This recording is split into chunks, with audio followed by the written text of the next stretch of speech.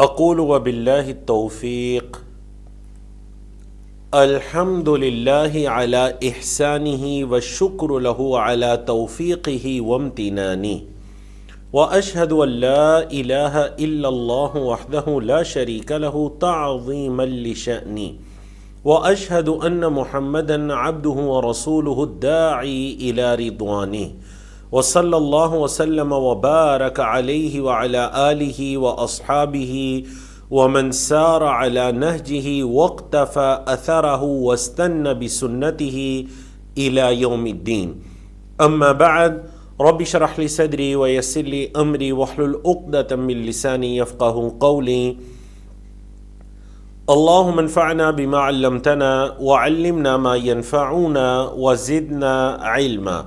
اللہ رب العزت کی توفیق سے ہمارا کورس یا ایہا الذین آمنو، اس کے اندر ہم قرآن مجید کی ان 89 آیات میں سے کچھ آیات کو پڑھتے ہیں جن کی ابتدا یا ایہا الذین آمنو کے الفاظ کے ساتھ ہوئی ہے۔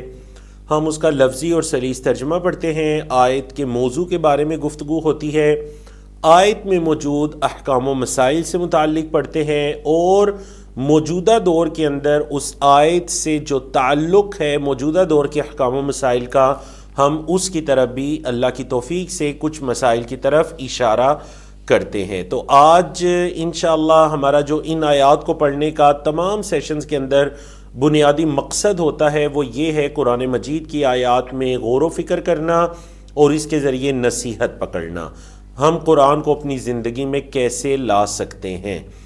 تو آج انشاءاللہ ہم آیت نمبر 24 سے شروع کریں گے، اور 24 سے جو پیچھے 23 آیات ہم نے پڑھی الحمدللہ وہ آیات تھیں ایمانیات کے بارے میں، ایمانیات یعنی عقائد کے بارے میں۔ ہم نے یہ کہا تھا کہ قرآن مجید میں بنیادی طور پر 4 طرح کی چیزیں بیان ہوئی ہیں۔ نمبر 1 ایمانیات، نمبر 2 عبادات، ایمانیات عبادات، نمبر 3 معاملات، لین دین، نکاح طلاق وغیرہ، اور نمبر 4 اخلاقیات۔ تو الحمدللہ یہ چاروں طرح کے موضوعات تفصیل کے ساتھ ہم پڑھیں گے انشاءاللہ ان آیات کو پڑھتے ہوئے، کیونکہ یا ایھا الذین آمنوا سے شروع ہونے والی آیات میں ایمانیات کی آیات بھی ہیں، عبادات کی آیات بھی ہیں، معاملات کی آیات بھی ہیں، اور اخلاقیات کی آیات بھی ہیں۔ تو ہماری ایمانیات کی 23 آیات الحمدللہ مکمل ہوئیں، ایمان باللہ، ایمان بالرسالہ، ایمان بیوم القیامہ اور ایمان بالرسل، یہ ساری آیات ہم نے پڑھی الحمدللہ۔ تو اب ہم پڑھنے جا رہے ہیں جی ایمان کے بعد عبادات، ایمانیات کے بعد ہم کیا پڑھنے جا رہے ہیں؟ عبادات۔ اور عبادات کے اندر ہماری جو فرسٹ آیا ہے ہمارے موضوع کے اعتبار سے یہ آیا 24 ہے، عبادات کے اعتبار سے یہ آیا 1 ہے۔ ارکان اسلام ہم پڑھنے جا رہے ہیں، سورۃ الحج کی آیت 77 ہے انشاءاللہ، یہ ہم پڑھیں گے۔ پہلے اس کا ترجمہ دیکھ لیجئے۔ اعوذ باللہ من الشیطان الرجیم،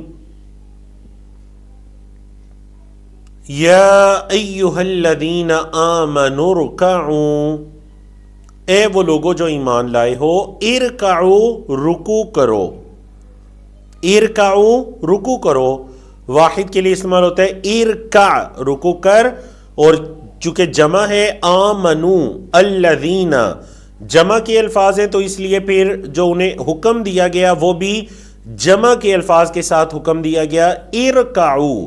اگر آپ اس لفظ کو الگ سے پڑھیں گے تو یہ لفظ کیا ہے؟ ارکعوا، اور اگر آمنو کے ساتھ ملا کر پڑھیں گے تو پھر کیا ہے؟ آمنوا ارکعوا، چونکہ ارکعوا کے شروع میں جو حمزہ ہے یہ وصلی ہے، اس سے پیچھے والا لفظ اس سے بعد والے لفظ کے ساتھ مل جاتا ہے، حمزہ وصلی ہے، وصل یعنی ملانا۔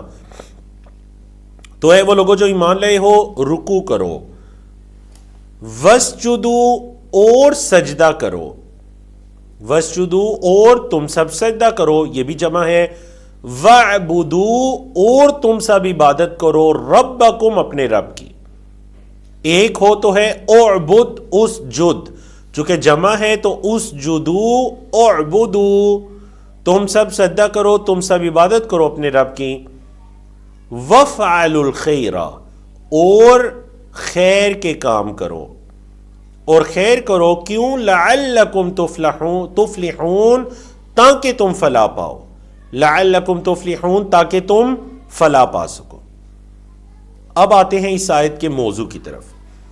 اس آیت کا جو ٹاپک ہے وہ نماز کے دو اہم ترین ارکان کو ذکر کر کے نماز کا حکم دیا گیا ہے، اور وہ دو ارکان کون سے ہیں؟ رکوع اور سجدہ۔ یہ نماز کے ارکان ہیں، رکوع کرنا اور سجدہ کرنا یہ نماز کے رکن ہیں، پلرز آف نماز، پلرز آف پریئر، یہ نماز کے ستون ہیں رکوع اور سجدہ۔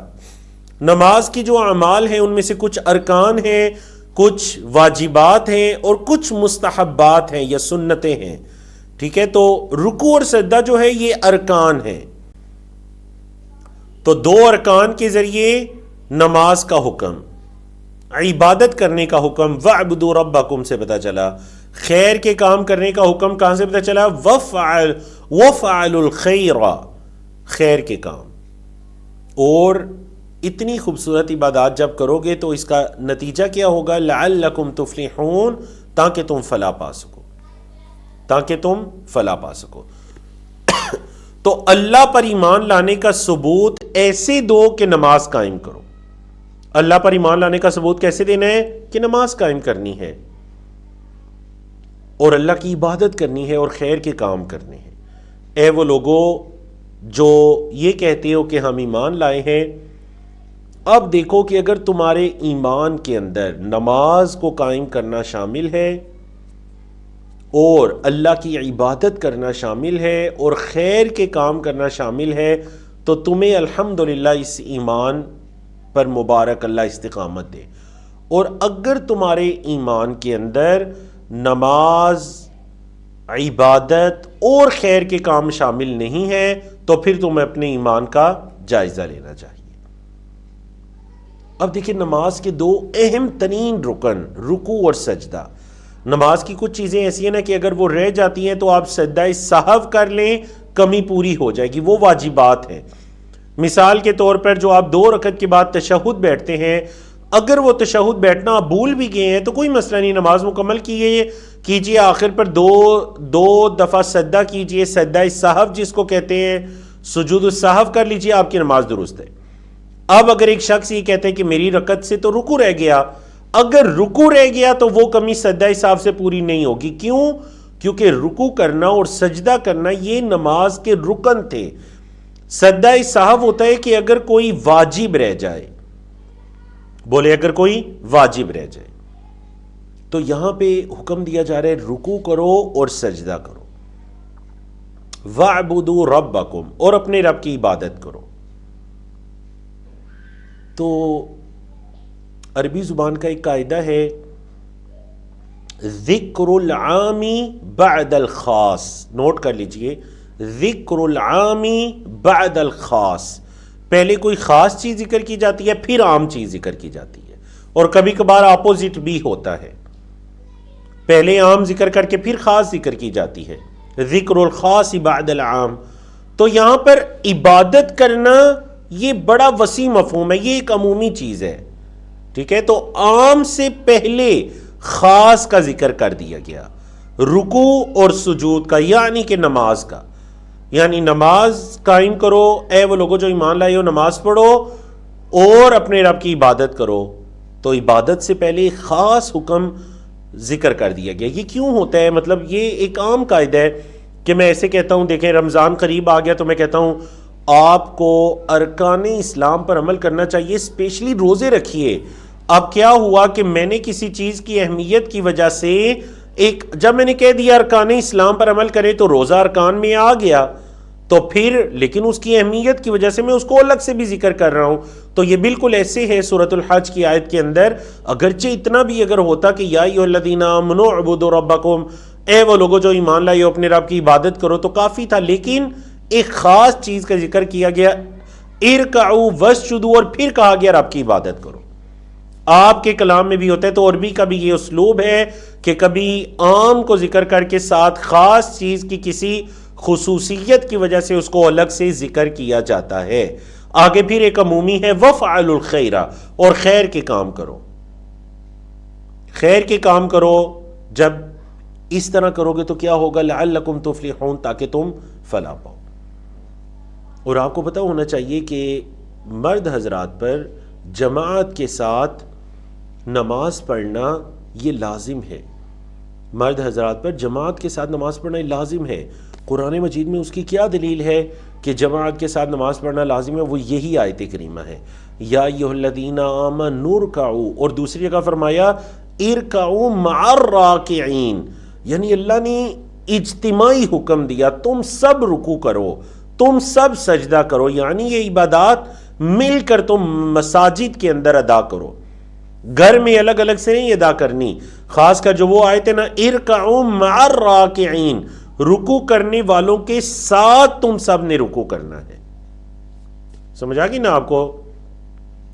تو یہ آیت کریمہ ہے جی.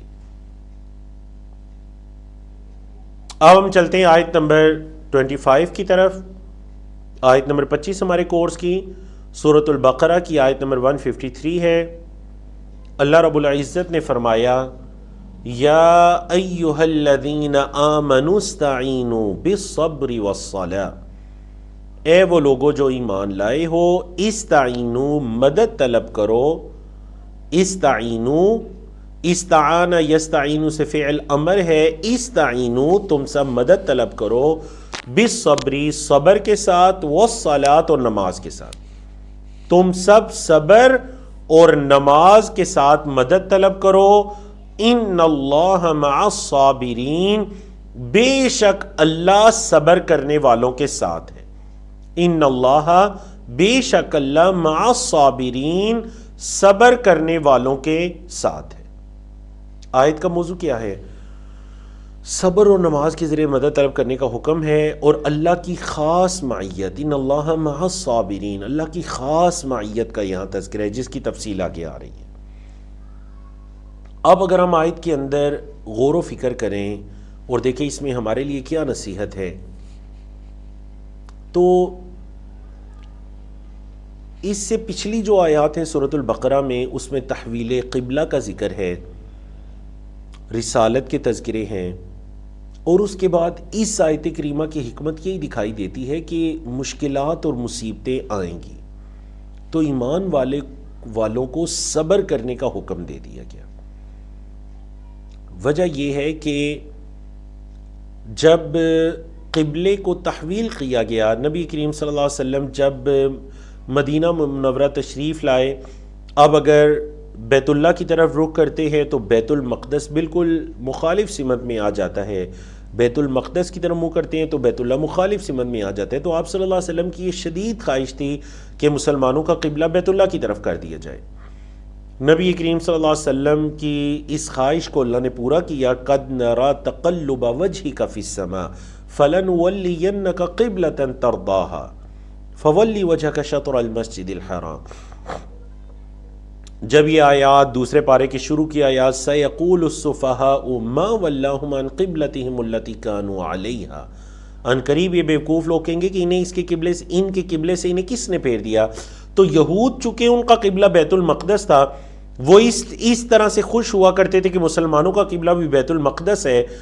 اب جب قبلے کی تبدیلی کا حکم آیا تو یہود نے طرح طرح کی باتیں کی، منافقین نے باتیں کی کہ یہ کیا ہوا، اس رسول نے تو ہماری ہر کام میں مخالفت کرنی ہے، اب ہمارا قبلہ بیت المقدس تھا تو اس نے اپنا قبلہ بیت اللہ کی طرف کر دیا ہے. انہوں نے باتیں کی، منافقین نے طرح طرح کی باتیں کی. پھر یہ سوال پیدا ہوا کہ جو لوگ بیت المقدس کی طرف منہ کر کے نمازیں پڑھتے رہے ان کی نمازوں کا کیا بنے گا؟ اب تو چونکہ قبلہ تبدیل ہو چکا ہے، بیت اللہ کی طرف ہو چکا ہے.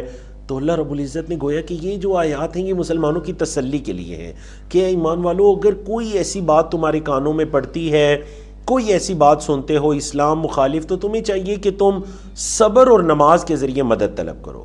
تم کیا کرو؟ صبر اور نماز کے ذریعے مدد طلب کرو، کیونکہ بے شک اللہ رب العزت صبر کرنے والوں کے ساتھ ہے. اب یاد رکھیے گا کہ صبر کی 3 قسمیں ہیں. صبر کی 3 اقسام ہیں، نوٹ کر لیجئے کون سی 3 اقسام ہیں؟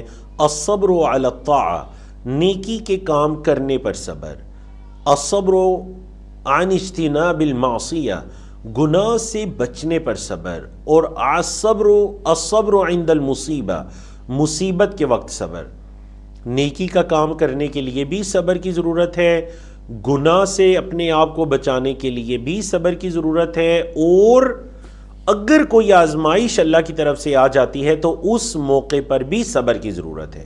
تو یہ کتنی اقسام ہو گئیں جی؟ یہ صبر کی 3 اقسام ہو گئیں۔ ماشاءاللہ ابھی آپ نفلی عبادات میں جو افضل ترین عبادت ہے دین کے علم کو حاصل کرنا، قرآن کے علم کو حاصل کرنا، ماشاءاللہ آپ اس عبادت میں مصروف ہیں، تو سچ بتائیے کیا اس عبادت کے لیے صبر کی ضرورت نہیں ہے؟ صبر کی ضرورت ہے، اپنے آپ کو روکے رکھنے کی ضرورت ہے کہ نہیں میں نے آیات پڑھنی ہے، میں نے سیکھنا ہے، میں نے دین کا علم حاصل کرنا ہے، چاہے یہ کلاس ایسے یا اس جیسی باقی کلاسز ہیں، ان کے اندر اپنے آپ کو پابندی سے، مستقل مزاجی سے روکنے رکھنے کے لیے صبر کی ضرورت ہے، گناہوں سے اپنے آپ کو بچانے کے لیے صبر کی ضرورت ہے۔ اللہ اکبر۔ تو اے وہ لوگوں جو ایمان لائے ہو، صبر اور نماز کے ساتھ مدد طلب کرو۔ نعوذ باللہ بعض گمراہ کن لوگوں نے یہاں سے اس آیت کا یہ مفہوم ثابت کرنا چاہ کے دیکھیں، کہتے ہیں کہ آپ کیوں لوگوں کو کہتے ہیں کہ غیر اللہ کی عبادت کرنا شرک ہوتا ہے، یہاں پر اللہ کہہ رہے ہیں صبر اور نماز سے مدد طلب کرو، حالانکہ نعوذ باللہ یہ آیت کریمہ کا بڑا ایک اپوزٹ مفہوم ہے۔ مختصر سی اس کا جواب یہ ہے کہ دیکھیں، نماز کے ذریعے صبر طلب کرنا، نماز کے ذریعے اللہ کی مدد طلب کرنی ہے، تو نماز آپ کس کے لیے پڑھ رہے ہیں؟ کیا نعوذ باللہ کسی غیر اللہ کے لیے پڑھ رہے ہیں؟ اگر کسی چیز پر صبر کر رہے ہیں تو کس کے لیے صبر کر رہے ہیں؟ اللہ کے لیے کر رہے ہیں، تو اصل میں تو یہ مدد اللہ ہی سے طلب کی جا رہی ہے، لیکن اس مدد کے ریسورسز بتائے جا رہے ہیں کہ اگر اللہ کی مدد چاہتے ہو تو پھر صبر بھی کرو، نمازیں بھی پڑھو، استقامت دکھاؤ، ڈٹے رہو دین پر، طرح طرح کی باتیں سننے سے تمہارے قدم متزلزل نہ ہو، تم ثابت قدمی دکھاؤ، ڈٹے رہو۔ یہ مطلب ہے صبر کے ذریعے نماز، صبر کے ذریعے مدد طلب کرنا، اور نماز کے ذریعے تم نمازیں پڑھو، جب تمہارے دل میں یہ آئے، کیا وجہ ہے کہ نبی کریم صلی اللہ علیہ وسلم بھی جب آپ صلی اللہ علیہ وسلم کو کوئی ضرورت ہوتی، حاجت ہوتی، آپ صلی اللہ علیہ وسلم نوافل پڑھنا شروع کر دیا کرتے تھے، وہ اصل میں اللہ کے سامنے اپنی درخواستیں رکھتے، تو یہ اللہ سے ہی مدد طلب کرنا ہوتا ہے، بولیں یہ اللہ سے ہی مدد طلب کرنا ہوتا ہے۔ اللہ کے رسول صلی اللہ علیہ وسلم نے فرمایا صحیح مسلم کی حدیث کی عجبا لامر المؤمن، مومن کا معاملہ کتنا عجیب ہے، ان امرہ کلہ خیر، اس کا معاملہ تو پورا کا پورا خیر ہے، ولیس ذاک لاحد الا للمؤمن، اور یہ مومن کے علاوہ کسی کے لیے نہیں ہے، ان اصابتہ سراء شکر، اگر اسے کوئی خوشی پہنچتی ہے وہ شکر کرتا ہے، فکان خیرا لہ، اس کے لیے بہتر ہو جاتا ہے، وَإِنْ أَصَابَتْهُ ضَرَّاءُ، اگر اسے کوئی تکلیف پہنچتی ہے، صبر، وہ صبر کرتا ہے، فکان خیرا لہ، یہ بھی اس کے لیے بہتر ہو جاتا ہے۔ تو مطلب خوشی پہنچے تو شکر کیجئے، تکلیف پہنچے تو صبر کیجئے، تو دونوں حالت ہی مومن کے لیے خیر کا باعث ہے، اور فرمایا یہ مومن کے علاوہ اور کسی کے لیے نہیں ہے۔ تو دیکھیں آیت کریمہ اور حدیث دونوں میں کس کا تذکرہ ہے؟ مؤمن، ایمان، آمنو۔ اصل میں یہ جو نماز، یہ صبر کرنا، یہ اعمال اصل میں انسان کے ایمان کا تقاضا ہے، اللہ پر ایمان ہم شروع میں پڑھ کر آئے تھے، کس چیز کا نام ہے؟ اللہ پر یقین اور تصدیق۔ اب ایک بندے کو اگر اللہ پر یقین ہے تو وہ صبر کرے گا، نیکی کا کام کرنے پر بھی صبر کرے گا، گناہ سے بچنے پر بھی صبر کرے گا، اور مصیبت کے وقت میں بھی صبر کرے گا، یہ ایمان ہے، اور وہ نماز کو قائم کرے گا۔ اگر ایک بندہ نماز میں سستی کرتے تو یہ اصل میں یہ ایمان کی سستی ہے، بولے اصل میں یہ ایمان کی سستی ہے۔ تو یہی جو تحویل قبلہ والا موضوع ہے، آپ کو پتہ ہونا چاہیے، سورۃ البقرہ کی انہی آیات کے اندر اللہ رب العزت نے نمازوں کے لیے ایمان کا لفظ استعمال کیا، جو ہمارا لیکچر تھا اس میں تفصیل سے پڑھ بھی چکے ہیں۔ ما کان اللہ لیضیع ایمانہم، نہیں ہے اللہ کے ایمان کو ضائع کر دے۔ کیا مطلب؟ یعنی کہ نمازوں کو ضائع کر دے۔ تمام مفسرین کہتے ہیں یہاں ایمان کا مطلب ہے صلوات یعنی نمازوں کو۔ یہ اصل میں اس چیز کا جواب تھا جو منافقین نے کہا کہ جو لوگ پہلے وفات پا گئے تحویل قبلہ سے قبل اور وہ بیت المقدس کی طرف منہ کر کے نمازیں پڑھتے رہے، یا ہم میں سے جو پڑھتے رہے ہیں، تو ان نمازوں کا کیا بنے گا؟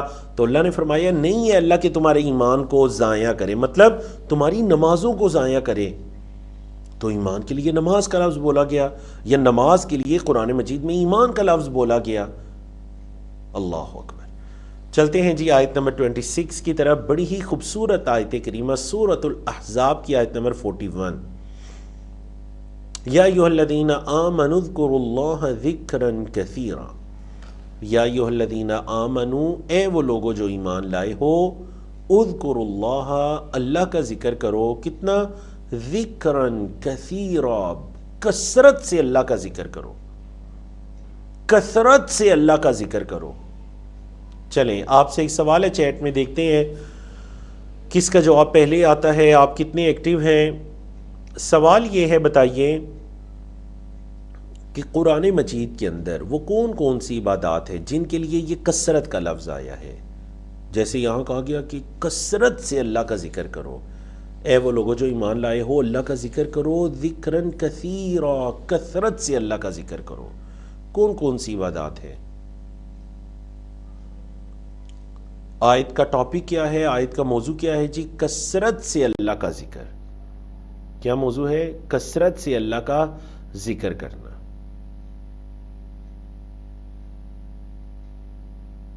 ماشاءاللہ جوابات آ رہے ہیں جی۔ کچھ لوگ کہہ رہے ہیں تسبیح، کچھ لوگ کہہ رہے ہیں خرچ کرنا، کچھ لوگ کہہ رہے ہیں استغفار کرنا، کچھ لوگ کہہ رہے ہیں رکوع سجود، کچھ لوگ کہہ رہے ہیں درود پاک، کچھ لوگ کہہ رہے ہیں نوافل پڑھنا، کچھ لوگ کہہ رہے ہیں نماز پڑھنا، کچھ لوگ کہہ رہے ہیں صدقہ اور نفلی عبادات، کچھ لوگ کہہ رہے ہیں تلاوت قرآن، کچھ کہہ رہے ہیں روزہ، کچھ لوگ کہہ رہے ہیں تہجد۔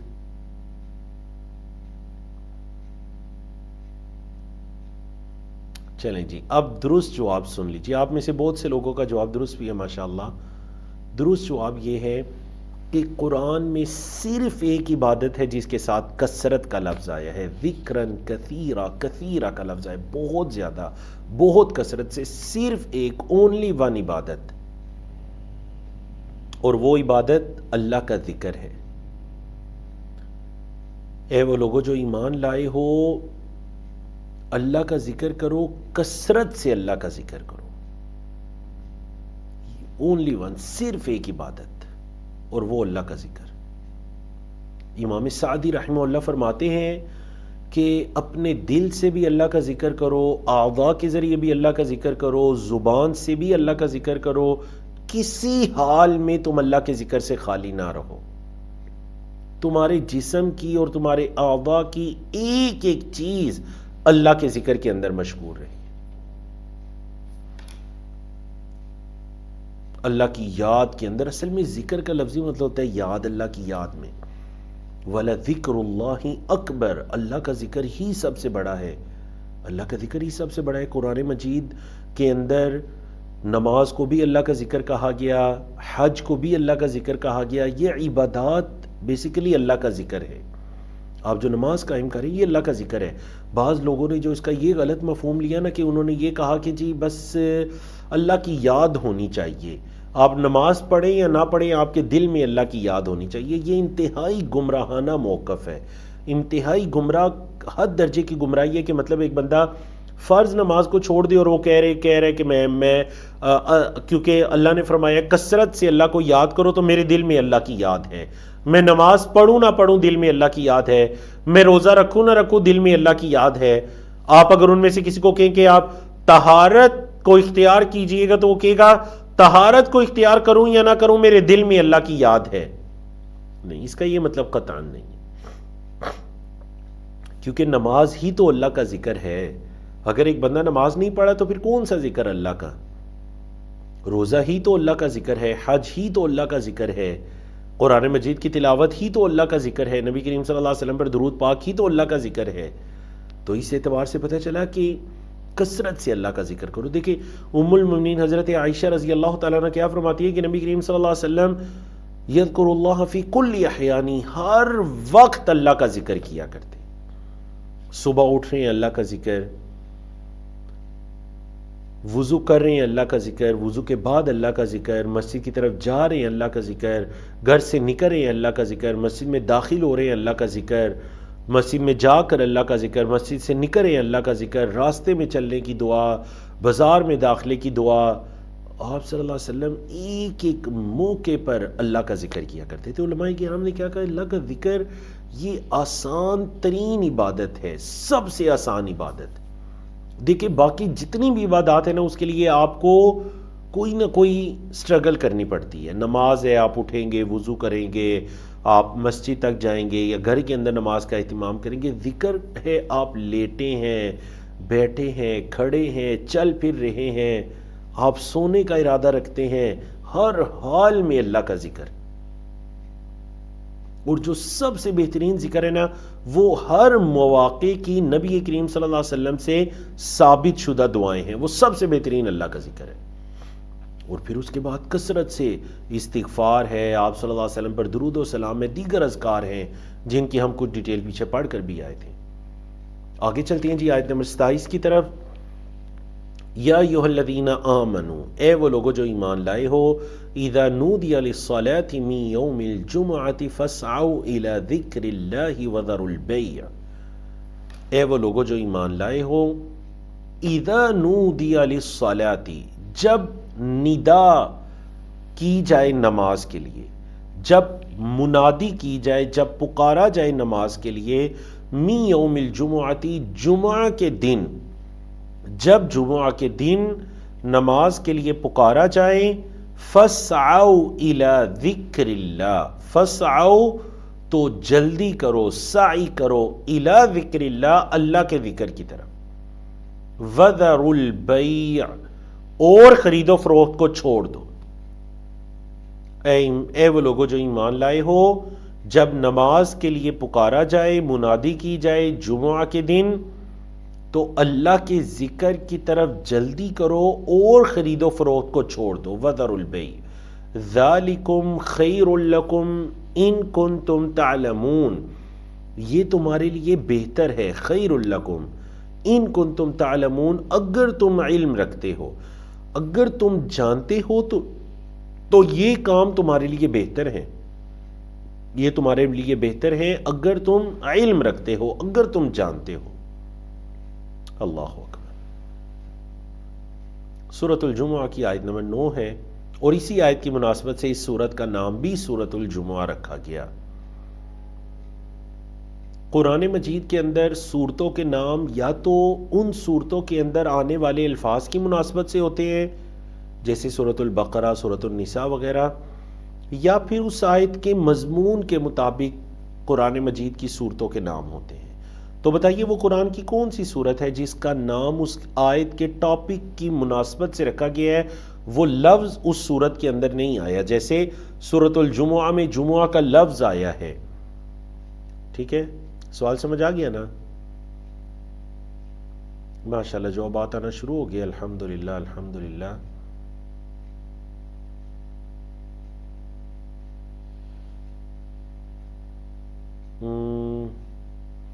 زبیر اسلام صاحب ہیں، آپ کا جواب درست ہے ماشاءاللہ. سسٹر سیما طارق ہیں، آپ کا جواب درست ہے ماشاءاللہ.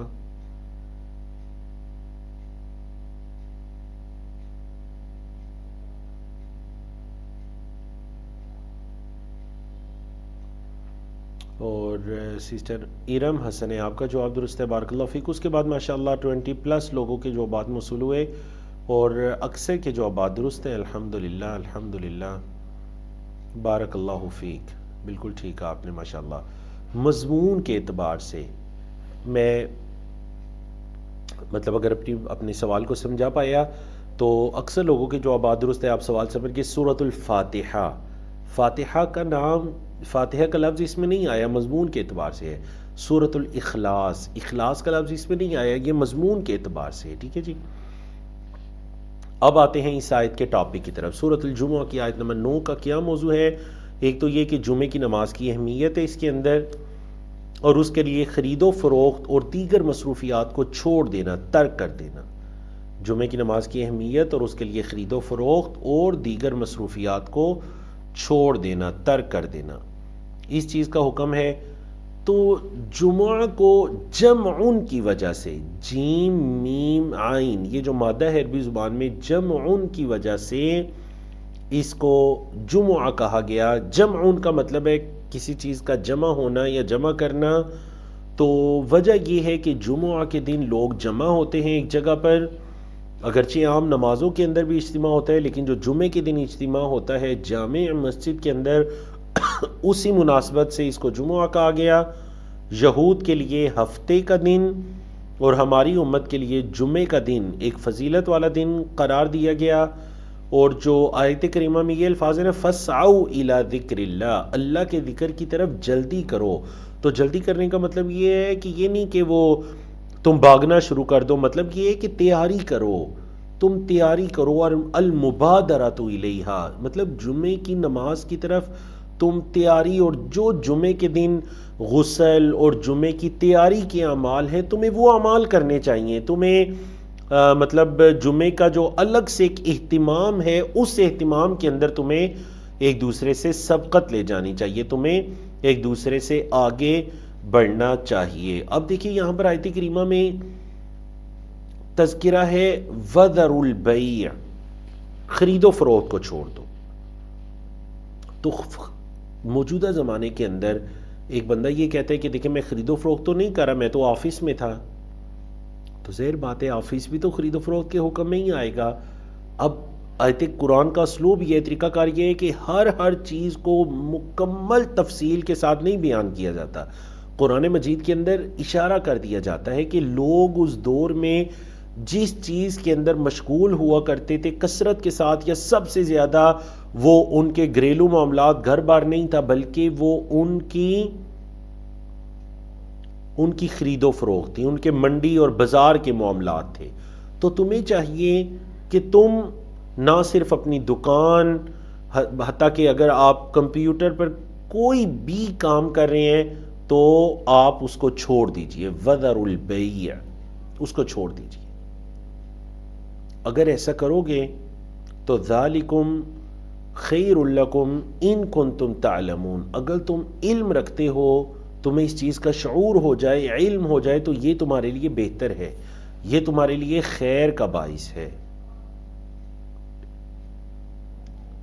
اگلی آیت کی طرف چلتے ہیں جی، آیت نمبر 28 ہے، ہمارے کورس کی آیت نمبر 28 ہے، سورۃ النساء کی آیت نمبر 43 ہے، اور اس سورت کے اندر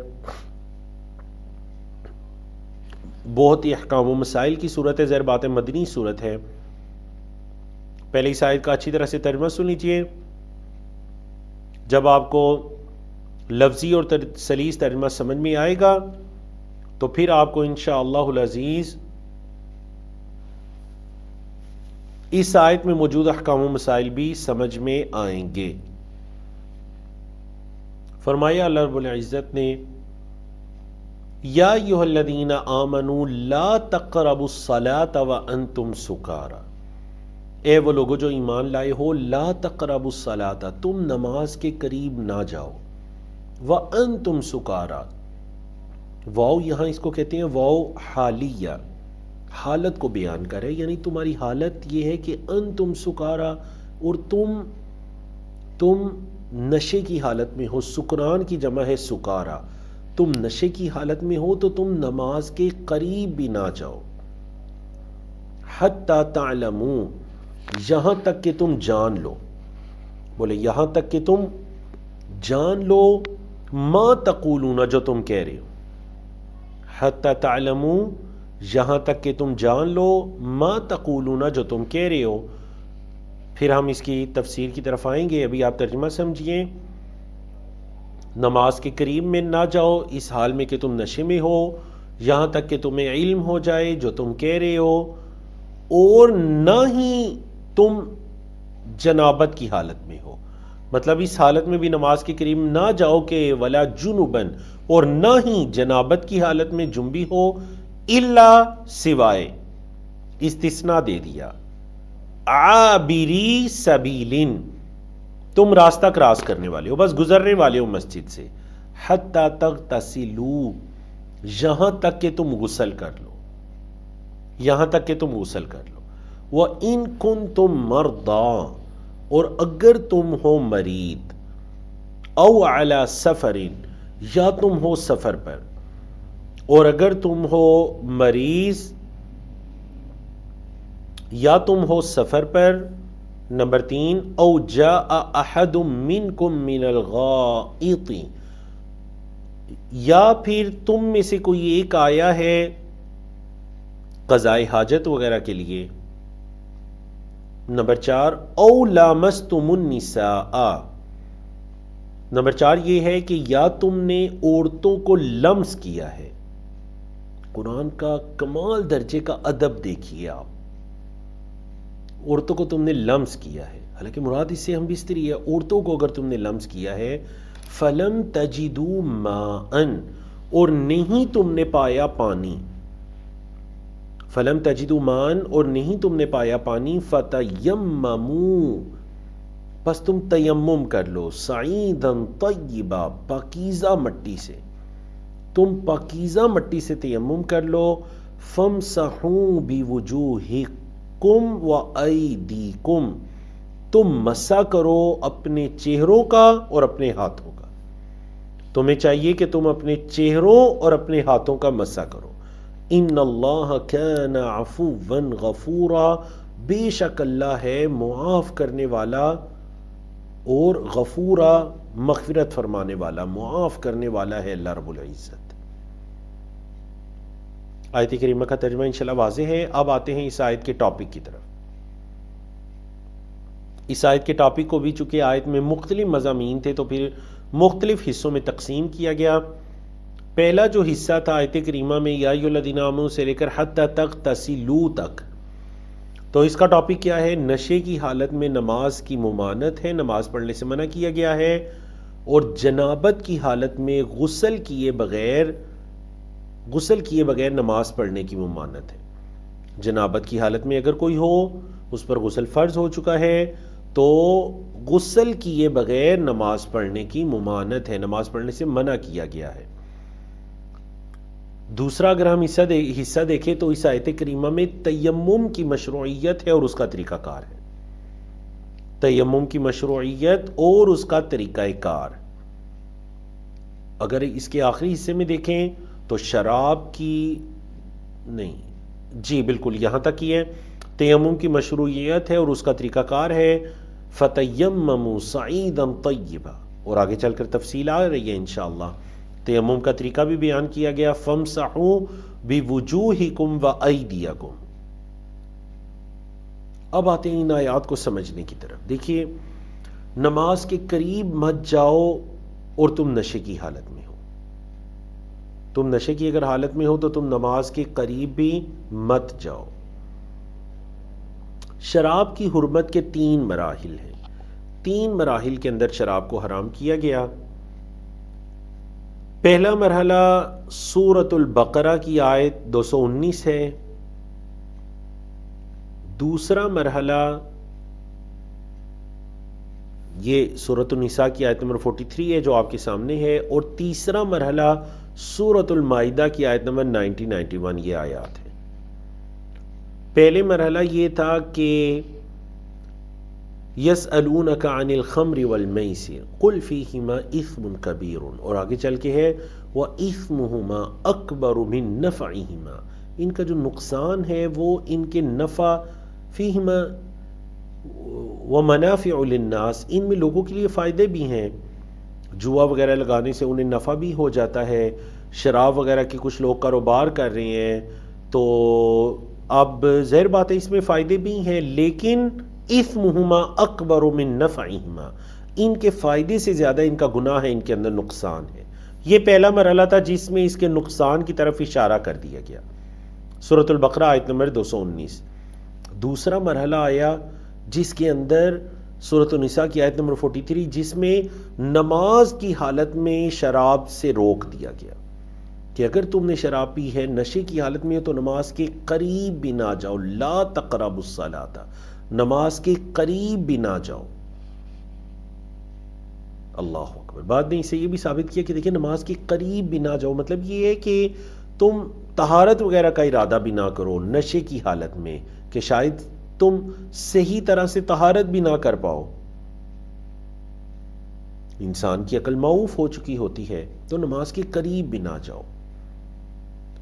اب تیسرا جو مرحلہ آیا جس میں شراب کو حرام کر دیا گیا، یہ کمال درجے کی شریعت کی حکمت عملی ہے، اور قرآن مجید کا انسان کی فطرت کے مطابق نزول ہے، انسان کی فطرت کے مطابق قرآن مجید کا نزول ہے۔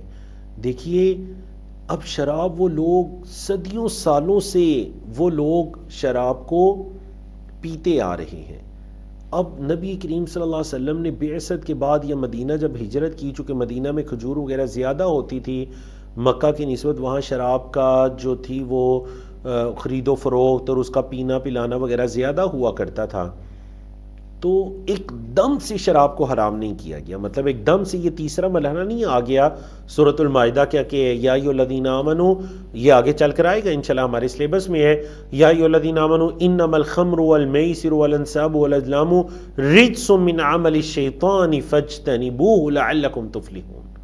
ایک دم نہیں کہا گیا کہ یہ گندگی ہے، اس سے بچ جاؤ، چھوڑ دو اس کو، بلکہ سٹیپ بائی سٹیپ، تدرج، درجہ بدرجہ شراب سے روک دیا گیا، اس کو حرام کر دیا گیا۔ اور یہ چیز لازماً خاص کر جو دیندار لوگ ہیں، جو دوسروں کی اصلاح کرنا چاہتے ہیں، اگر کسی کے اندر کوئی گناہ پایا بھی جا رہا ہے تو درجہ بدرجہ اس کو اس گناہ سے دور کیجیے، حتیٰ کہ اگر اولاد کے اندر بھی کوئی عیب دکھائی دیتا ہے تو سختی سے زیادہ درجہ بدرجہ ان کی اصلاح کیجیے۔ اس طرح سے بگاڑ پیدا نہیں ہوتا، مزید فساد پیدا نہیں ہوتا، بلکہ اصلاح ہوتی ہے، بہتری آتی ہے۔ اگر آپ بہتری چاہتے ہیں تو قرآن کا یہ اسلوب ہے تدرج کا، درجہ بدرجہ چیزوں کو دیکھیے اور حل کیجیے۔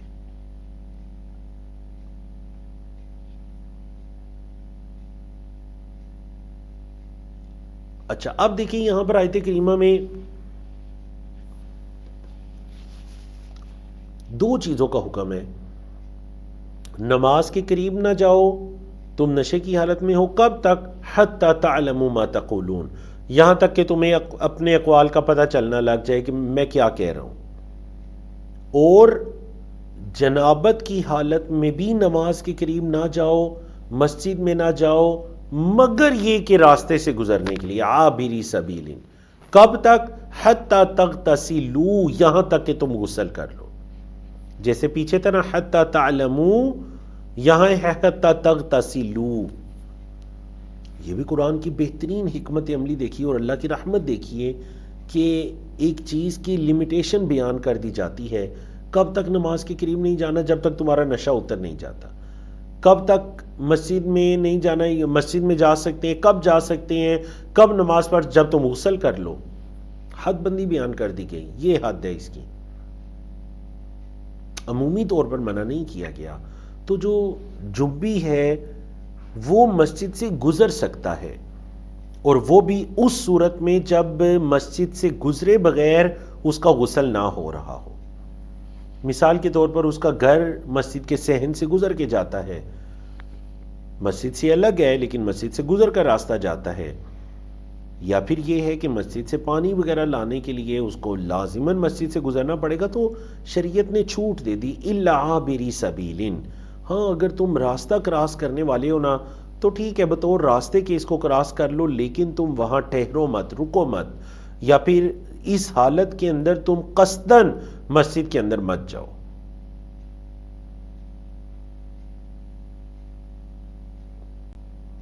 اب آتے ہیں اس آیت کریمہ کے دوسرے حصے کی طرف جس کے اندر تیمم کا حکم ہے۔ 4 چیزیں ہیں جن کے لیے تیمم کی اجازت دی گئی۔ پہلے وہ 4 چیزیں کاؤنٹ کر لیجئے۔ ان کنتم مرضی، تم مریض ہو۔ نمبر 2 سفر پر ہو۔ نمبر 3 قضاء حاجت وغیرہ کی ہے۔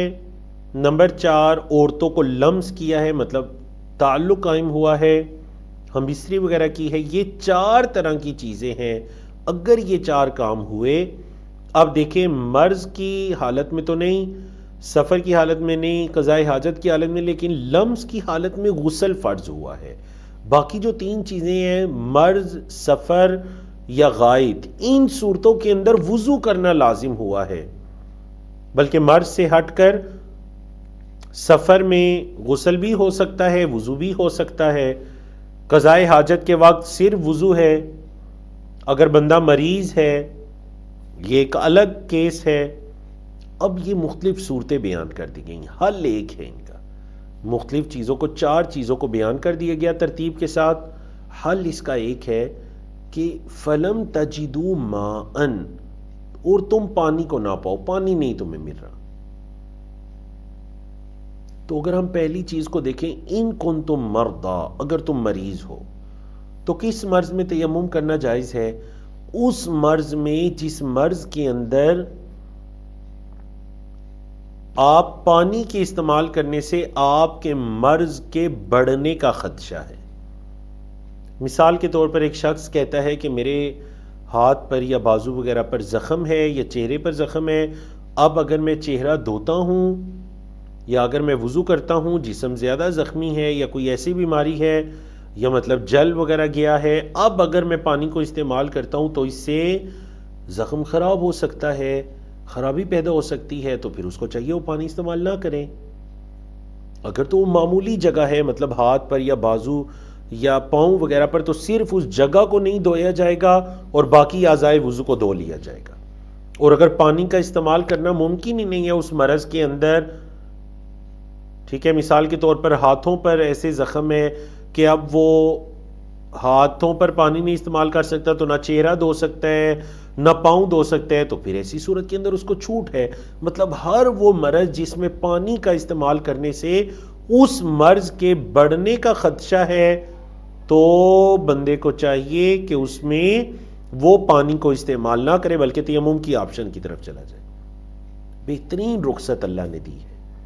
اور یاد رکھیے گا، نبی کریم صلی اللہ علیہ وسلم نے فرمایا، جس طرح اللہ کو یہ پسند ہے کہ تم اللہ کے فرائض پر عمل کرو، اسی طرح اللہ کو یہ بھی پسند ہے کہ تم اللہ کی رخصتوں پر عمل کرو۔ اللہ نے رخصت دی ہے، عمل کیجئے۔ اچھا، اب اگلی 3 چیزیں ہیں، تم سفر پر ہو،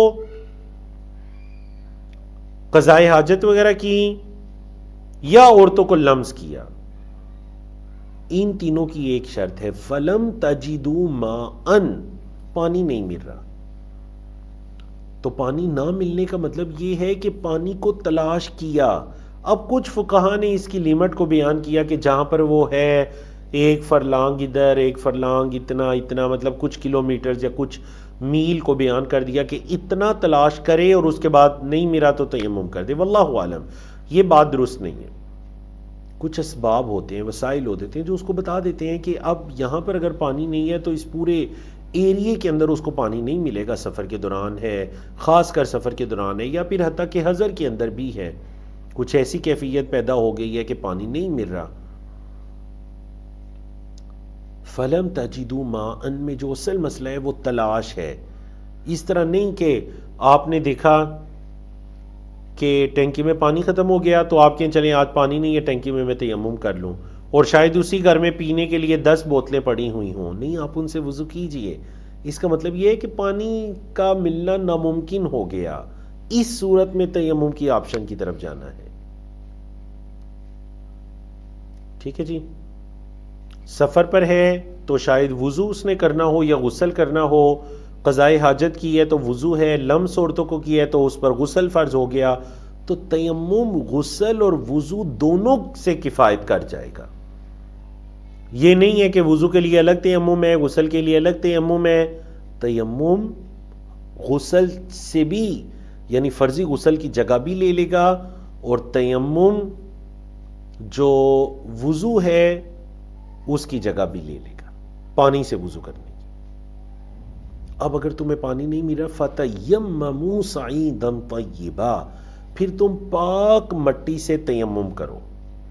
جس طرح پانی کے لیے یہ شرط ہے کہ وہ پانی طہورہ ہونا چاہیے، پاک صاف پانی ہونا چاہیے، تو یاد رکھیے گا تیمم کی مٹی کے لیے بھی یہ شرط آ گئی کہ وہ صعیداً طیبہ، وہ پاکیزہ مٹی ہونی چاہیے۔ پھر تیمم کرنے کا طریقہ بتا دیا گیا. کیا طریقہ ہے؟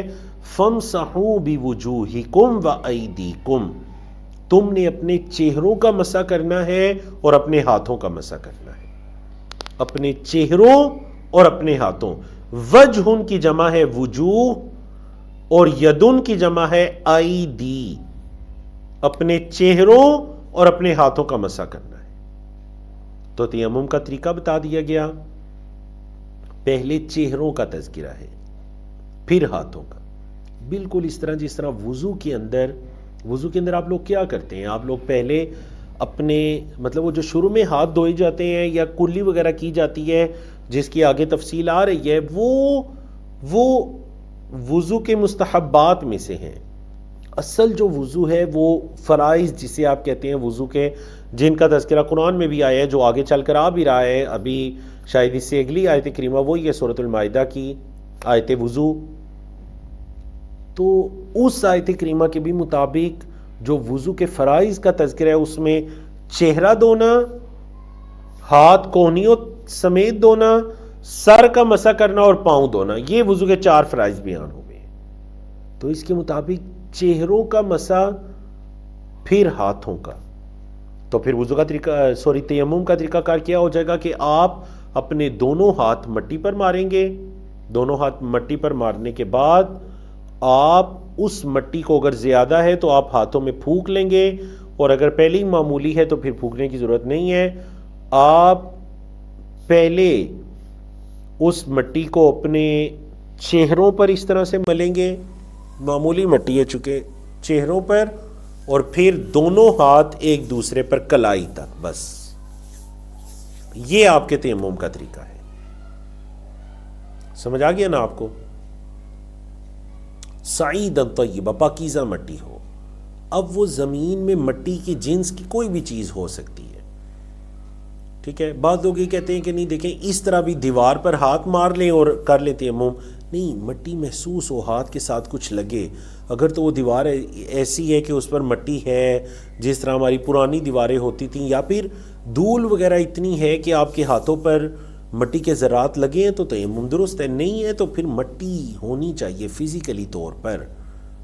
تیمم کے اندر فزیکلی طور پر مٹی ہونی چاہیے، پاکیزہ مٹی، اس میں کوئی حرام کی آمیزش نہ ہو. اور آخر میں جو آیت کریمہ کے آخر میں اللہ کی 2 صفات ہیں، ان اللہ کان عفوا غفورا، بے شک اللہ ہے عفو اور غفور، دونوں کا مطلب ہی معاف کرنے والا، مغفرت فرمانے والا. تو یہاں پر یہ یاد رکھیے گا کہ قرآن مجید کی آیات کے آخر میں جو اللہ رب العزت کی صفات ہوتی ہیں نا، ان صفات کا پوری آیت کے مضمون کے ساتھ بڑا گہرا تعلق ہوتا ہے. یہاں پر اللہ معاف کرنے والا ہے، اس کا آیت کے مضمون کے ساتھ تعلق ہے. اب دیکھیں نا، آیت کا مضمون یہ چاہ رہا ہے کہ اگر تم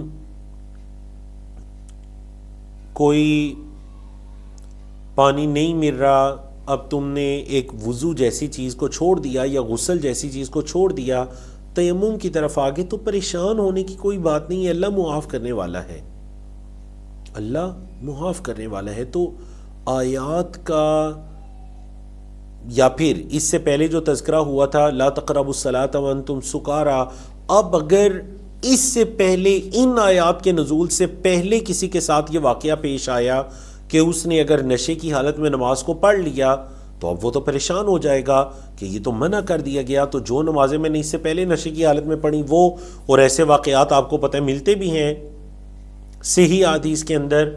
تو اب اگر اس نے پڑھ لیا تو کیا ہوگا؟ وہ اللہ نے خود ہی بتلا دیا، ان اللہ کان عفوا غفورا. پریشان ہونے کی بات نہیں، اللہ معاف کرنے والا ہے. اب تمہارے علم میں آ چکا ہے، آگے سے اس چیز کا خیال رکھنا. سمجھ آ گیا نا آپ کو؟ تو یہ تھی جی ماشاءاللہ سورۃ النساء کی آیت نمبر 43، بڑی ہی خوبصورت آیت کریمہ. اچھا، یہ سورۃ المائدہ کی آیت نمبر 6 ہے. میں چاہوں گا کہ ہم آج ہی آیت کریمہ پڑھ لیں، کیونکہ اس آیت کا ٹاپک سورۃ النساء کی آیت 43 کے ساتھ بالکل ملتا جلتا ہے، حتیٰ کہ الفاظ بھی ملتے جلتے ہیں. تو آج اس آیت کا کور کرنا آسان ہوگا. ٹھیک ہے جی، آپ سب کی اجازت ہے انشاءاللہ. اس آیت کریمہ کو ساتھ پڑھ لیتے ہیں. بارک اللہ فیکم. پہلے ترجمہ پڑھ لیتے ہیں. تشریح اس کی زیادہ نہیں ہوگی کیونکہ الحمدللہ یہ سارے احکام و مسائل آپ سورۃ النساء کی آیت 46 میں کور کر چکے ہیں۔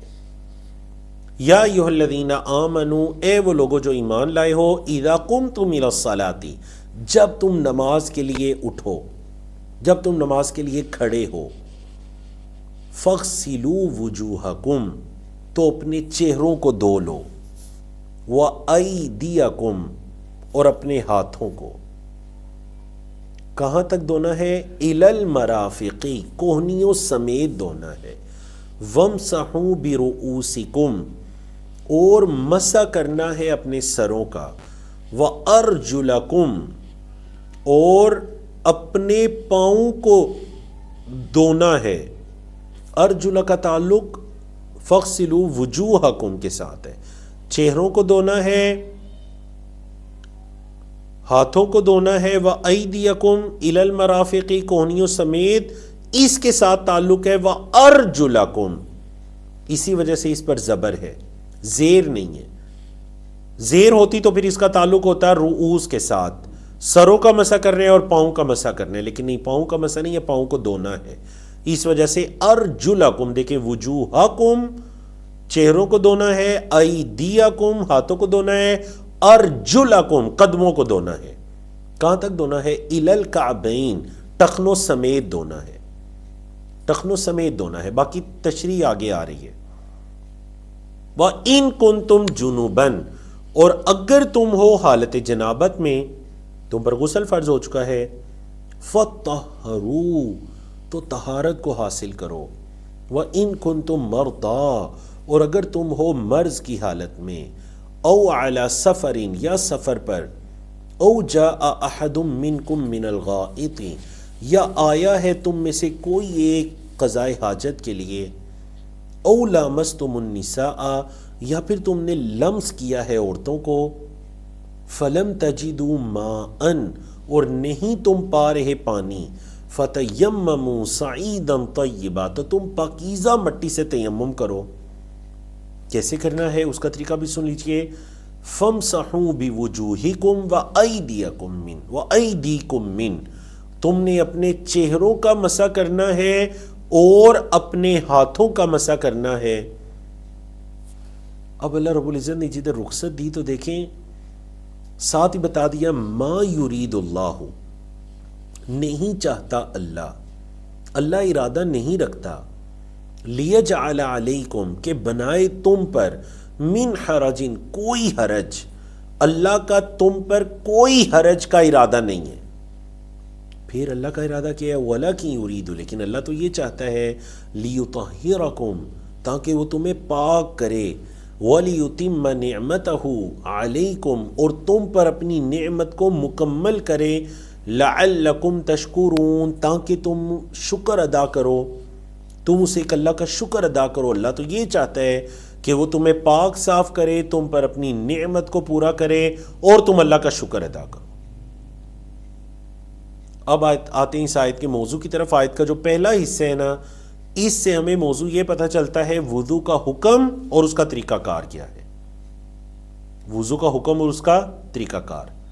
آیت کے درمیان کے حصے سے ہمیں پتہ چلتا ہے تیمم کا حکم اور تیمم کا طریقہ کار۔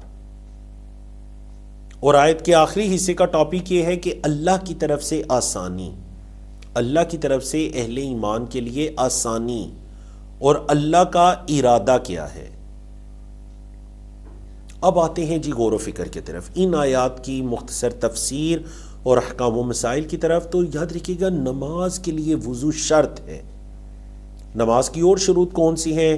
وقت کا داخل ہونا، ظہر کا وقت داخل ہو تو ظہر پڑھیے۔ اگر کسی نے 11 بجے ظہر پڑھ لی تو اس کی نماز نہیں ہوگی، کیونکہ اس نے وقت کے داخل ہونے سے پہلے پڑھ لی ہے۔ شرط یہ تھی نماز کے لیے، جن ٹرمز اور کنڈیشنز کو رکھا گیا شریعت میں، اس میں سے یہ ہے کہ وقت داخل ہو جائے۔ اسی میں سے یہ بھی ہے وضو کرنا، طہارت اختیار کرنا، اور انہی شروط میں سے ہے قبل رخ ہونا، جگہ اور لباس جسم وغیرہ کا پاک صاف ہونا۔ تو وضو یہ نماز کی شروط میں سے ایک شرط ہے، اور وضو کے لیے ترتیب بھی لازمی ہے، کیونکہ یہ وہ آیت کریمہ ہے جس کا بھی میں نے اشارہ کیا تھا کہ دیکھیں اس میں وضو کے 4 چیزوں کا تذکرہ ہوا، 4 چیزیں، اور یہ ترتیب کے ساتھ ہیں. تو اسی وجہ سے علماء کرام نے کہا کہ 4 چیزیں یہ جو تذکرہ ہے، اور 5ویں جو وضو کے اندر لازم ہے وہ ترتیب ہے. یہ نہیں کہ ایک بندہ پہلے پاؤں دھو لے، پھر بازو دھو لے، پھر مسح کر لے، پھر چہرہ دھو لے. نہیں، یہ ترتیب نہیں ہے. تو وضو کے اندر ترتیب بھی لازمی ہے. دوسرا دیکھیے جو یہ ہے نا، یا ایھا الذین آمنوا اذا قمتم کا مطلب یہ ہے جب تم نماز کا ارادہ کرو، نماز تم پڑھنے لگو، نماز کا تم ارادہ کرو، نماز کا وقت ہو جائے، نماز کی نیت کر لو، تو پھر تمہیں نماز سے پہلے کیا کرنا ہے؟ 4 وضو کے فرائض. فاغسلوا وجوہکم، چہروں کو دھونا ہے، وَأَيْدِيَكُمْ إِلَى الْمَرَافِقِ، اور اپنے بازوؤں کو دھونا ہے یا اپنے ہاتھوں کو دھونا ہے کونیوں سمیت، اور اپنے سروں کا مسح کرنا ہے، اور اپنے قدموں کو دھونا ہے ٹخنوں سمیت. وَأَرْجُلَكُمْ، اور اپنے قدموں کو إِلَى الْكَعْبَيْنِ، ٹخنوں سمیت. اور یہاں جو ہے نا اذا قمتم الى الصلاۃ، جب تم نماز کی نیت کرو، ہر طرح کی نماز، فرض ہے، نفل ہے، فرض کفایہ ہے، فرض عین ہے. فرض عین مطلب آپ کی فجر، ظہر، عصر، مغرب، عشاء وغیرہ ہے، اور فرض کفایہ مطلب نماز جنازہ وغیرہ ہے، یا نماز کسوف، خسوف وغیرہ ہیں. تو جنابت کی حالت میں طہارت کا حکم دیا گیا آیت کے دوسرے حصے میں. جنابت کی حالت میں طہارت کا حکم دیا گیا کہ وَإِن كُنتُمْ جُنُبًا فَطَّهَّرُوا. عربی زبان میں جب بھی فعل کے اندر کچھ الفاظ کا اضافہ ہوتا ہے نا، تو اس فعل کے اندر معنی بھی زیادہ ہو جاتا ہے. تو جنابت کی حالت میں جو طہارت ہے وہ عام طہارت جیسی نہیں ہے. ایک آپ لوگ غسل کرتے ہیں فریش ہونے کے لیے، جاتے ہیں اوپر پانی ڈالا، شاور کے نیچے کھڑے ہوئے، 2-4 منٹ آگے فریش ہو گئے الحمدللہ. ایک آپ غسل کریں، چلے میں سر دھو لوں، یہ نارمل غسل ہے. لیکن جو جنابت کا غسل ہے اس کا الگ سے طریقہ کار ہے. اس غسل کے لیے سب سے قبل یہ ہے کہ جو جن اعضاء پر یہ خدشہ ہے کہ کوئی گندگی وغیرہ لگی ہوگی اس کو اچھی طرح سے دھویا جائے گا. پھر اپنے ہاتھ وغیرہ دھو کر مکمل وضو کیا جائے گا. وضو کرنے کے بعد سر پر پانی ڈالا جائے گا، پھر اپنے باقی جسم پر دائیں طرف پانی ڈالا جائے گا، پھر بائیں طرف پانی بہایا جائے گا. یہ فرضی غسل کا طریقہ کار ہے. اب فرضی غسل کسی بھی صورت میں جنابت ہو سکتی ہے. احتلام کی صورت ہے مرد و خواتین کو، یا پھر ہم بستری وغیرہ کی صورت ہے، یا پھر نعوذ باللہ اگر کوئی حرام طریقہ بھی اختیار کیا گیا تو اس صورت میں بھی غسل کرنا فرض ہو جاتا ہے. جیسے استمناء بالید وغیرہ ہے، یا پھر کوئی فحاشی کا کام وغیرہ ہے، اس صورت میں بھی غسل کرنا اس پر لازم ہو جاتا ہے. فَطَّهَّرُوا، تکلف کے ساتھ، مبالغے کا لفظ، یعنی تم طہارت کو اختیار کرو. مطلب یہ کہ عام طہارت سے بھی بڑھ کر جو جنابت کا الگ سے غسل کرنے کا طریقہ ہے، اصل میں اس کی طرف اشارہ ہے. اور پھر آگے وہی آیت کریمہ یا وہی مفہوم آ گیا جو بھی ہم سورۃ النساء کی آیت پڑھ کر آئے ہیں. اگر تم مریض ہو، سفر پر ہو، قضاء حاجت وغیرہ کی ہے، یا عورتوں کو لمس کیا ہے اور پانی نہیں مل رہا، تو پاک مٹی سے تیمم کرو اور اپنے چہروں اور اپنے ہاتھوں کا مسح کر لو. چہروں اور ہاتھوں کا مسح کر لو. ما یرید اللہ لیجعل علیکم من حرج ولکن یرید لیطہرکم. اللہ کی کمال درجے کی رحمت کہ اللہ رب العزت تو اپنے بندوں پر کبھی مشقت کرنا نہیں چاہتا. دیکھ لیجئے شریعت میں کتنا خیال رکھا گیا. آپ کھڑے ہو کر نماز پڑھیے، نہیں پڑھ سکتے بیماری ہے بیٹھ کر پڑھیے، نہیں پڑھ سکتے بیماری ہے لیٹ کر پڑھیے، کروٹ پر پڑھیے، جس طرح سے آپ پڑھ سکتے ہیں پڑھیے. مطلب جیسے ہی تھوڑی سختی، مطلب انسان پر کوئی مصیبت آئی یا آزمائش آئی تو شریعت میں رخصت بھی آ گئی. تو اللہ کا ارادہ تو آسانی کا ہے. پانی نہیں مل رہا، بیماری وغیرہ ہے، مریض ہو، سفر پر ہو، پانی وغیرہ نہیں مل رہا، تو پھر تم کیا کر لو؟ تمہیں چاہیے کہ تم تیمم کر لو. تو اللہ رب العزت کا ارادہ تم پر سختی کرنے کا نہیں ہے، بلکہ اللہ کا تو تم پر ارادہ آسانی کرنے کا ہے. لیطہرکم، اللہ چاہتے تم پاک صاف ہو جاؤ. اللہ تم پر اپنی نعمت کو مکمل کرے. نعمت کو مکمل کرنے کا مطلب یہ ہے کہ ہماری شریعت کے اندر ہمیں تیمم کی رخصت ملنی تھی، تو اللہ اپنی اس نعمت کو مکمل کر رہے ہیں۔ یہی الفاظ آپ کو ملتے ہیں نا، الیوم اکملت لکم دینکم واتممت علیکم نعمتی، یہی ہے نا، واتممت یہی فعل ہے، اور میں نے پوری کر دی تم پر اپنی نعمت، واتممت علیکم نعمتی ورضیت لکم الاسلام دینا۔ تو اتمام نعمت یہی ہے کہ شریعت کے جتنے احکام و مسائل تھے، وضو، غسل، طہارت اور اس کی جگہ تیمم وغیرہ، وہ سارے مکمل ہو گئے۔ تو اللہ تو یہ چاہتے ہیں تم پر اپنی نعمت کو مکمل کرے، لعلکم تشکرون، تاکہ تم اللہ کا شکر ادا کرو۔ تو آج کا ہم سیشن مکمل کرتے ہیں اس حدیث کے ساتھ، جو کہ حضرت عثمان بن عفان رضی اللہ تعالیٰ عنہ کی روایت ہے۔ پھر انشاءاللہ آیت نمبر 30 کو ہم اگلے سیشن میں پڑھیں گے، جس سے روزوں کا ٹاپک شروع ہوگا۔ ماشاءاللہ نماز اور طہارت آپ کی آج کے سیشن میں مکمل ہوئی، الحمدللہ۔ یہ وہ حدیث مبارکہ صحیح بخاری کی جس میں حضرت عثمان رضی اللہ تعالیٰ عنہ، اللہ ان سے راضی ہو، انہوں نے مکمل وضو کر کے دکھایا۔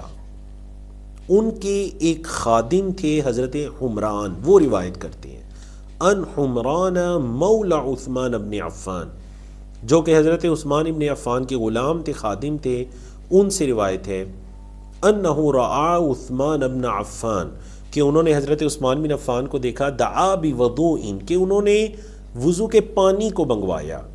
یہاں واو پر زبر ہے نا، وضو، واو پر زبر ہو تو اس کا مطلب ہوتا ہے وضو کا پانی، اگر واو پر زیر ہو وضو تو اس کا مطلب ہوتا ہے وضو کا برتن، اور اگر واو پر پیش ہو وضو تو اس کا مطلب ہوتا ہے وضو کرنا۔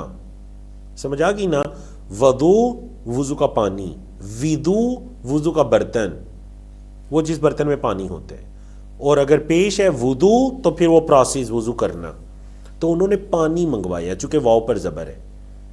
فَأَفْرَغَ عَلَى يَدَيْهِ مِنْ إِنَائِهِ، پھر آپ نے اپنے ہاتھوں پر انڈیلا اپنے برتن سے، برتن کو ہاتھوں پر انڈیلا۔ فَغَسَلَهُمَا 3 مرات، 3 مرتبہ اپنے ہاتھوں کو دھویا۔ ایک دم سے ہاتھ برتن میں نہیں ڈال دیے، پہلے ہاتھوں کو دھویا، یہ نہ ہو ہاتھوں پر کوئی گندگی وغیرہ لگا ہو تو وہ پانی میں شامل ہو جائے، تو پہلے برتن کو انڈیل کر ہاتھ دھوئے۔ ثم ادخل یمینہ فی الوضوء، پھر اپنے دائیں ہاتھ کو فی الوضوء پانی میں داخل کیا۔ ثم تمزمز، پھر آپ نے کلی کی، تمزمز کہتے ہیں پانی کو منہ میں ڈال کر ہلانا۔ واستنشقا، ناک میں پانی ڈالا۔ واستنثرا، اور ناک کو جاڑا۔ ثم غسل وجہہ 3، پھر 3 مرتبہ آپ نے اپنے چہرے کو دھویا۔ وَيَدَيْهِ، اور اپنے دونوں ہاتھوں کو دھویا۔ إِلَى الْمِرْفَقَيْنِ 3، ہاتھوں کو کہاں تک دھویا؟ مرفقین تک، کوہنیوں تک۔ ثم مسح برأسه، پھر اپنے سر کا مسح کیا۔ ثم غسل كل رجل 3، پھر اپنے ہر پاؤں کو 3 مرتبہ دھویا۔ ثم قال، پھر حضرت عثمان نے فرمایا، یہ وضو کا پورا عمل کرنے کے بعد مطلب کر کے دکھایا، پھر کہنے لگے رأیت النبی صلی اللہ علیہ وسلم یتوضأ نحو وضوء ھذا، کہ میں نے نبی کریم صلی اللہ علیہ وسلم کو دیکھا، آپ صلی اللہ علیہ وسلم بالکل میری اس طرح کا وضو کر رہے تھے۔ وقال، اور آپ نے فرمایا، من توضأ نحو وضوء ھذا، جس نے میرے اس طرح کے وضو کرنے جیسا وضو کیا، ثم صلی رکعتین، پھر 2 رکعت نماز کو پڑھا، لا یحدث فیہما نفسہ، جن میں اس میں اپنے آپ سے باتیں نہیں کی، مطلب خشوع خضوع کے ساتھ پڑھا، دھیان سے رکھتے پڑھی، غفر اللہ لہ ما تقدم من ذنبہ، تو اللہ رب العزت اس کے پچھلے گناہ معاف کر دیتا ہے، جس نے اتنا اچھا وضو کیا اور 2 رکعت پڑھی۔ اللہ اکبر۔ تو الحمدللہ اللہ کی توفیق سے آپ نے یہ آیت کریمہ مکمل کی۔ صرف ایک مسئلہ اس آیت کریمہ میں جو ذکر کرنا تھا رہ گیا، اور وہ یہ ہے کہ یہ جو الفاظ آئے نا، ایدیکم الی المرافق اور ارجلکم الی الکعبین، الی عربی زبان میں 2 معنوں کے لیے آتا ہے، ایک کسی لیمٹ تک پہنچنا اور دوسرا اس کو کراس کرنا۔ لیمٹ تک پہنچنے کا ہے اتم الصیام الی اللیل، روزوں کو پورا کرو رات تک، مطلب رات شامل نہیں ہے، رات ہو تو اس سے پہلے پہلے روزے کو پورا کر لو. جیسے ہی سورج غروب ہوا تو روزہ افطار ہو گیا. تو رات شامل نہیں ہے الا میں. لیکن یہاں پر جو آیا الی المرافق، تو مرافق کا مطلب ہے کوہنیاں، تو یہ کوہنیاں الا میں شامل ہیں، مطلب کونیوں سمیت ہاتھوں کو دھونا ہے. عربی زبان میں یہ یہاں سے لے کر کونی تک اور بازو تک، بلکہ اس پورے بازو کے لیے عربی زبان میں یدن کا لفظ بولا جاتا ہے. تو کہا گیا ہاتھوں کو دھونا ہے کونیوں سمیت، اور اسی طرح ارجلکم، پاؤں کو دھونا ہے، قدموں کو دھونا ہے، الی الکعبین، ٹخنوں سمیت. ٹخنوں تک نہیں، مطلب ٹخنے کو چھوڑنا نہیں ہے، ٹخنوں سمیت دھونا ہے. مطلب الا میں کعبین شامل ہیں. تو یہ الا کے دو طرح کے استعمال آگے. ٹھیک ہے جی. بارک اللہ فیکم. انشاءاللہ آیت نمبر 30 کے ساتھ دوبارہ اگلے سیشن میں آپ سب سے ملاقات ہوگی. اقول قولی ھذا استغفر اللہ لی ولکم ولسائر المسلمین من کل ذنب، وصلی اللہ تعالی علی نبینا محمد وعلی آلہ وصحبہ اجمعین.